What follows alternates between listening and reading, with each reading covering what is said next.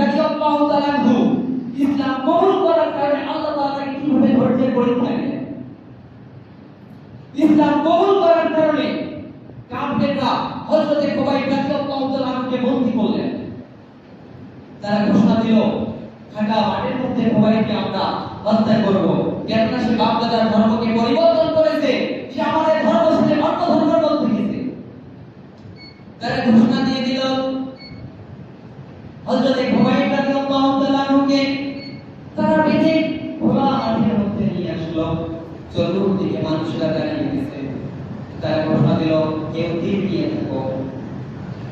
যারা তীরন্দাজ তারা তীর নিয়ে চতুর্দিকে দাঁড়িয়ে গেল। হাজার হাজার মানুষ খুবাইবকে শাস্তি দেওয়ার জন্য তারা ঘোষণা দিয়ে দিল, তীর নিয়ে দাঁড়িয়ে থাকো।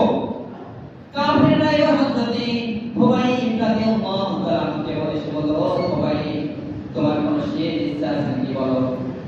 হযরত খুবাইব বলল, তোমরা যদি আমাকে অনুমতি দাও তাহলে আমি 2 রাকাত নামাজ শুরু করে নিতাম। তারা রাগ করে বলল, যাও তুমি তোমার রবের কাছে বলো, তোমার রব তোমাকে বাঁচাতে পারে নাকি। হযরত খুবাইব 2 রাকাত নামাজ আদায় করলেন, লম্বা করলেন না। তিনি এবার কাফেরদেরকে বললেন, তোমরা মনে করেছো আমি নামাজ লম্বা করব বা তোমাদের কাছে সময় বেশি চাইব, তখন তোমরা মনে করবা আমি হয়তো মৃত্যুকে ভয় পেয়েছি। তোমরা মনে করো আমি মৃত্যুকে ভয় পেয়েছি, এই জন্য আমি নামাজকে ছোট করেছি, বেশি সময় নিই নাই।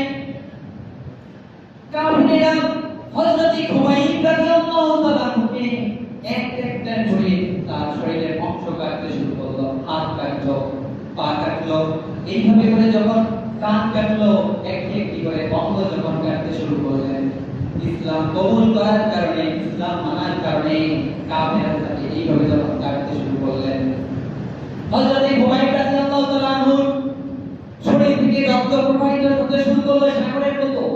আকাশ থমথম, ফেরেশতাগুলো থমথম করে চুপ করে আছে।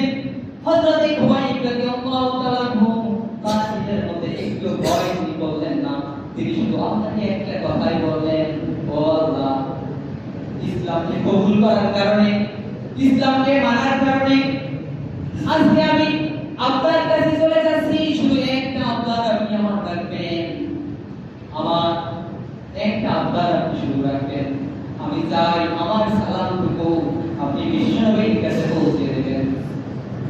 এইভাবে করে খুবাইব রাদিয়াল্লাহু তাআলা আনহু শহীদ হয়ে গেলেন। এরপর কাফেররা তারা তাদের মানকে মেটানোর জন্য যে তীরন্দাজগুলো দাঁড়িয়ে ছিল, তারা ঠিক একটা করে তীর ছুটতে থাকলো। শরীরের মধ্যে তীর গেঁথে গেল। শুধু কাফেররা এটাতেই ক্লান্ত থাকলো না, কাফেররা শুধু এটাতেই থেমে গেল না। খুবাইব রাদিয়াল্লাহু তাআলা আনহু শাহাদাত বরণ করার পরেও কাফেররা তাদের যে রাগের ক্রোধ, এটাকে বোঝানোর জন্য তারা তাকে সুরের মধ্যে চড়ালো। বিষ্ণুর কাছে খবর চলে গেল, জিবরাইল আমিন এসে বলে, ইয়া রাসূলুল্লাহ, আপনার সাহাবী খুবাইব আপনাকে সালাম পাঠিয়েছে। ইয়া রাসূলুল্লাহ, খুবাইবের মৃত্যুর ঘটনা কেমন এমন? বিষ্ণু কেঁদে ফেললেন। সাহাবীদেরকে বলতে লাগলেন, ইসলামকে মানার কারণে, ইসলামকে কবুল করার কারণে আমার খুবাইবকে তার জমিন থেকে আপনি বিদায় করে দিল। প্রিয় হাজিরিন, সাহাবীদের যদি জীবনে এমন পরীক্ষা আসে, আমাদের জীবনে এমন পরীক্ষা এসেছে কি বলে? এসেছে? ইসলাম কবুল করার কারণে এমন অবস্থা আমাদের জীবনে এসেছে? এখন আমরা জানতে যাব কতটুকু অত্যাচার আমাদের উপর এসেছে, ধৈর্যের কতটুকু পরীক্ষা আমরা দিয়েছি, কতটুকু পরীক্ষা দিয়েছি। আমরা যে তাকওয়াবান, আমরা যে মুত্তাকি হতে চাই, আমরা যে ঈমানওয়ালা হতে চাই, আমরা যে জান্নাত পেতে চাই, কতটুকু ধৈর্য আমাদের জীবনে এসেছে, কতটুকু ধৈর্যের পরীক্ষা আমরা দিয়েছি।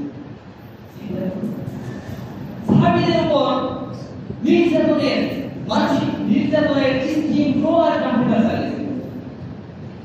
হযরত ওমর ফারুক রাদিয়াল্লাহু তাআলা আনহু তিনি একদিন সাহাবীদেরকে নিয়ে বলতেছেন, আমার প্রিয় সাহাবীরা, তোমরা কি জানো হযরত বিলাল হাবশী রাদিয়াল্লাহু তাআলা আনহুকে ইসলাম কবুল করার কারণে কাফেররা কিভাবে অত্যাচার করেছে? ইসলামের জন্য তার ত্যাগটা ছিল অনেক বেশি। হযরত খাব্বাব রাদিয়াল্লাহু তাআলা আনহু তিনি দাঁড়িয়ে গিয়ে তার পাঞ্জাবিটা একটু উপরে তুললেন। হযরতে বিলাল হাবশী নির্যাতনের কথা বলতেছেন। আপনি জানেন না ইসলাম কবুল করার কারণে, ইসলামের মধ্যে আসার জন্য আমাকে ধৈর্যের কি পরীক্ষাটা দিতে গেছে। হযরতে খব্বাব রাদিয়াল্লাহু তাআলা যখন তার পাঞ্জাবি খুললেন, সব সাহাবীরা লক্ষ্য করলেন পিঠের মধ্যে বড় বড় গর্ত।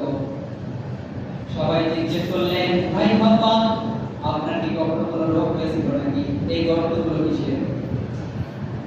হযরতে খব্বাব বলতেছে, ভাইয়া ওমর ইসলামকে মানার কারণে, ইসলামের দিকে আসার জন্য, ইসলামকে প্রতিষ্ঠিত করার জন্য কাফেররা আমাকে বেঁধে ফেলেছিল।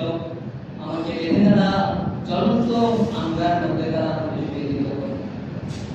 এই জ্বলন্ত আঙ্গারগুলো আমার শরীরের মধ্যে গেঁথে যেত। আমার শরীরে যে চর্বি আছে, এই চর্বি গলে গলে আঙ্গার পর্যন্ত নিভে যেত। শরীরের চর্বি গলে গলে আঙ্গার পর্যন্ত নিভে যেত। কি নির্যাতন করতো তাদের? হাজির বিপদ আসবে, মুসিবত আসবে, কষ্ট আসবে, কিন্তু মোমেনটা কখনোই বিপদ কষ্টকে, দুঃখকে তারা কখনোই সেটাকে মন খারাপ করে না, রাগ হয় না। কেন বিপদ আসবে? আপনি যে মোমেন, আপনি যে মুত্তাকি, আপনি যে তাকওয়াবান, আপনি যে আল্লাহর